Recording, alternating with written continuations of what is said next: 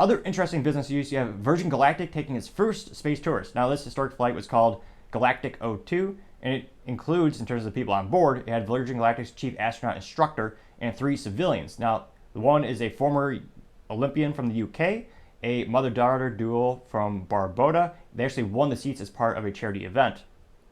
Talk about a interesting, unique prize.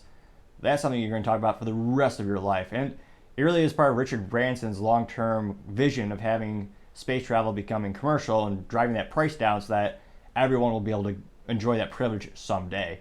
And with most technologies, most endeavors like this, usually the most expensive thing is what is getting the whole industry going. Look at electric cars. The first Tesla, I believe, was 115 or 120 grand for the original model, or they had the Roadster, but the mass-produced Tesla, the Model S. And now they've gotten closer down to the 50s, where actually the average price of a vehicle sold in North America was actually more expensive than the cheapest Tesla option. And of course, they're in discussions with India to see if they can start building a $24,000 Tesla. So in the very beginning, with most categories, you do have the most premium things first.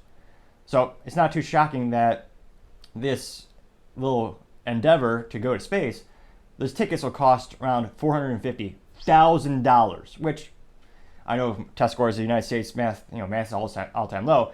It's about $500,000.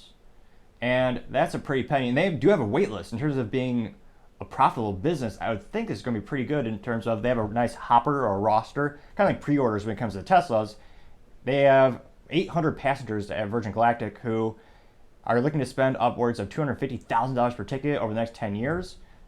And they started that list apparently back in 2021. So they have in terms of sales, that's a good lead list, or someone argue a little bit better than lead since some of them are putting deposits down, which is all good for the space industry as well as Virgin Galactic in and of itself. They definitely need to win because one of their subsidiaries that they spun off, there was one of those things where they had the idea of sending satellites to space, but instead of using the traditional rocket that Elon Musk and SpaceX is doing, they had more of a little bit more than a bastardized airplane with some thrusters bolted onto it. It was much fancier than what I'm saying, but it was a different approach to get into low orbit where you just have airplanes. But didn't work out too much, and unfortunately that went bankrupt. So definitely starting to see Branson get a little bit more of a win under his belt when it comes to the space endeavors. And it'll be interesting to see where they go from here, and does anyone try to catch up, or does anyone try to compete in that regard? Time shall tell.